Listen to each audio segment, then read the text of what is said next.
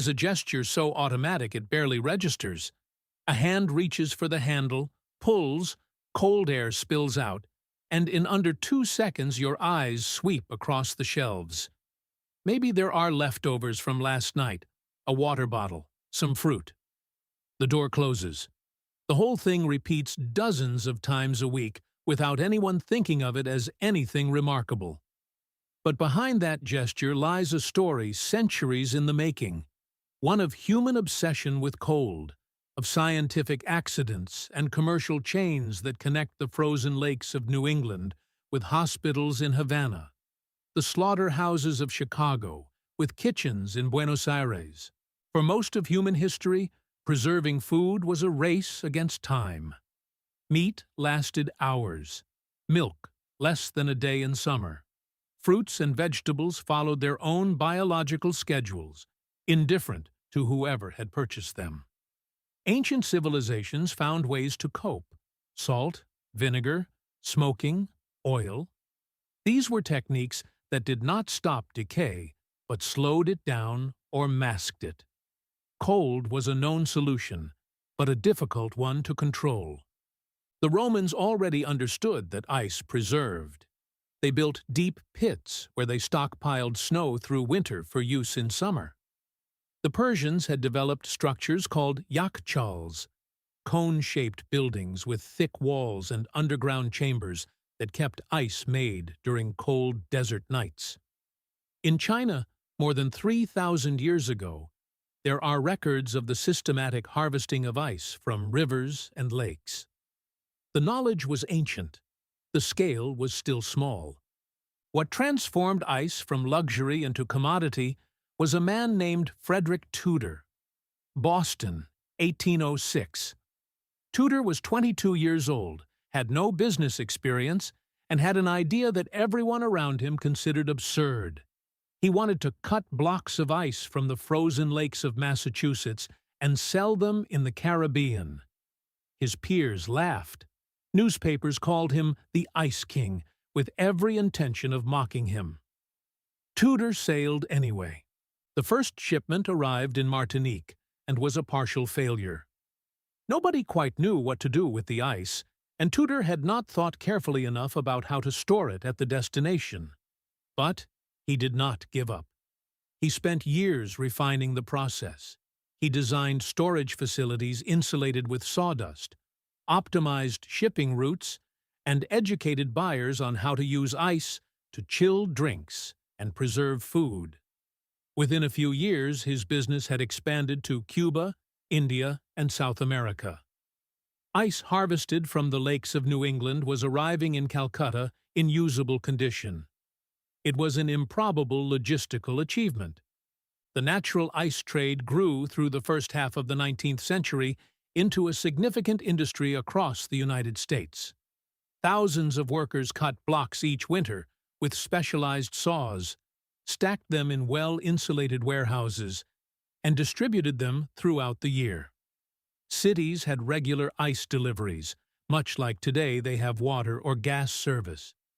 Middle-class families bought weekly blocks for their ice boxes, a kind of insulated wooden cabinet with a lower compartment where the ice slowly melted while keeping the food above it cold. It was rudimentary technology, but it worked. The problem was that it depended entirely on nature. A warm winter could wipe out an entire region's production. Demand was growing, but supply was unpredictable. And as cities expanded and urbanization accelerated, natural ice began to run short during peak summer heat. There was another problem that was drawing increasing attention. Ice cut from urban rivers and lakes was contaminated. As cities grew and their waters turned foul, natural ice became a vehicle for disease. Typhoid fever and cholera found in dirty ice blocks a direct route into kitchens and drinks. While the natural ice trade was flourishing, physicists had spent decades trying to understand what heat actually was and how it behaved. In the early 19th century, caloric theory was still widely respected. The idea that heat was an invisible fluid that flowed from hot objects to cold ones. Benjamin Thompson, known as Count Rumford, was one of the first to challenge that idea with experimental evidence. Observing how the drilling of cannon barrels generated what seemed like an unlimited amount of heat, he argued that heat could not be a finite fluid, but had to be a form of motion. It was Sadi Carnot, a French military engineer who died at 36, who laid the mathematical foundations of what we now call thermodynamics. His 1824 work on the efficiency of steam engines established principles that remain valid today. Carnot was not thinking about refrigeration. He was thinking about engines. But his ideas about how heat flows and converts into work opened a door that others would walk through in the opposite direction. If heat could produce work, work could move heat. That reversal was the key to mechanical refrigeration. The basic principle is elegant. When a liquid evaporates, it absorbs heat from its surroundings.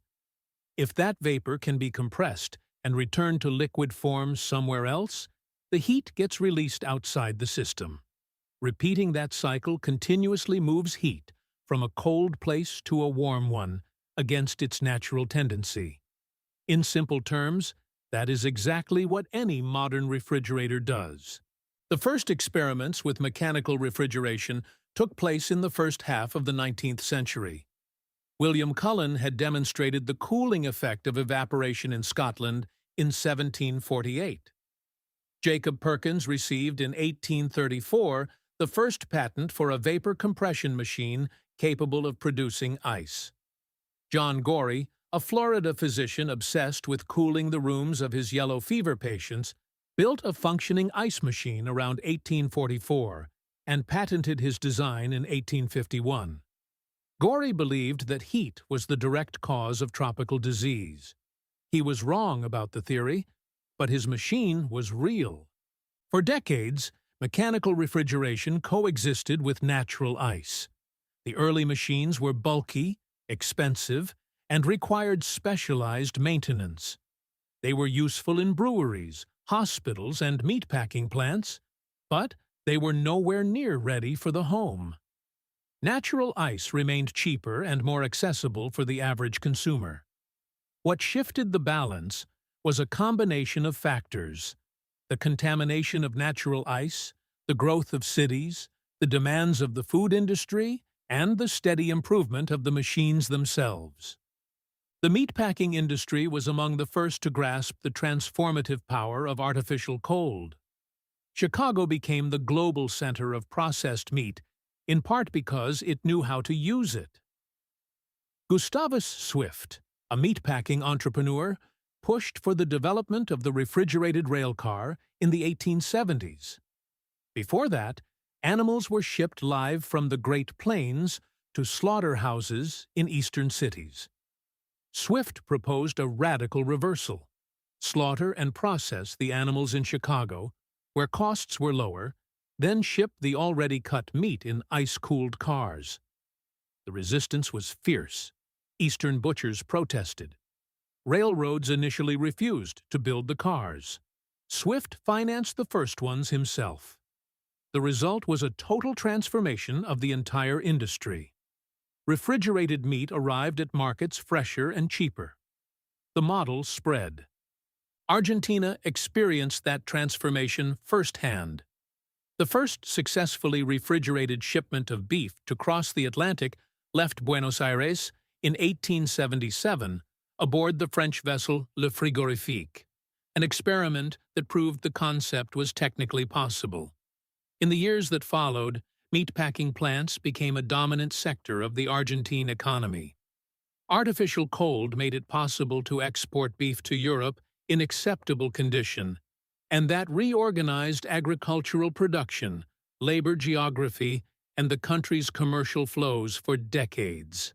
In cities, domestic refrigeration took longer to arrive. The first electric refrigerators for home use appeared in the early 20th century. General Electric launched the Monitor Top model in 1927, with a visible compressor sitting on top of the unit.